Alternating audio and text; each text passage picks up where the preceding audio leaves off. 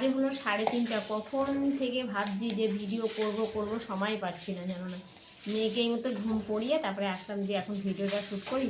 যে এই সোনার জিনিসটা অনেক দিন 3-4 দিন হয়েছে আনছি, করাই হচ্ছে না, তো ভাবলাম কি আজকে না ভিডিওটা করেই ফেলি।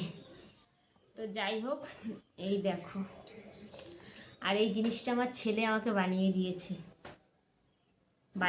মানে কি মানে সোনার দোকানে বানানো ছিল, কিনে নিয়ে এসেছি।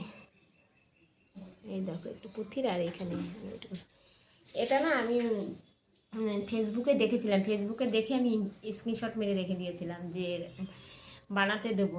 তো আমি একটা তোমাদের বলেছি যে একটা গলার চোকার কিনতে গিয়ে আমার এটা পছন্দ হয়েছিল, মানে দোকানে বলেছিলাম যে এই জিনিসগুলো আছে, তো বললো হ্যাঁ আমার কাছে আছে। তারপরে আমার পছন্দ হয়ে গেছে দেখে, তারপরে নিয়ে এসেছি।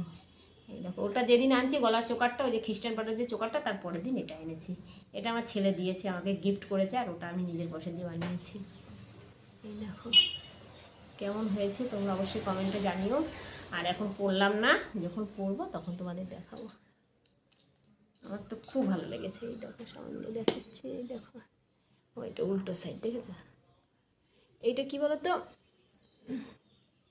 কোথাও ধরো ঘুরতে গেলে তখন এটা পরা যাবে, যেহেতু হালকার উপরে আছে তো এটা পরে যাওয়া যাবে।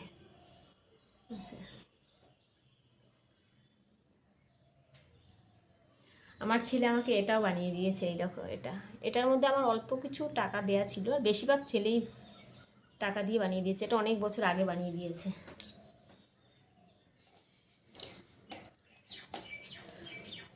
তো যাই হোক, তোমাদের কেমন লেগেছে এটা কমেন্টে জানিও।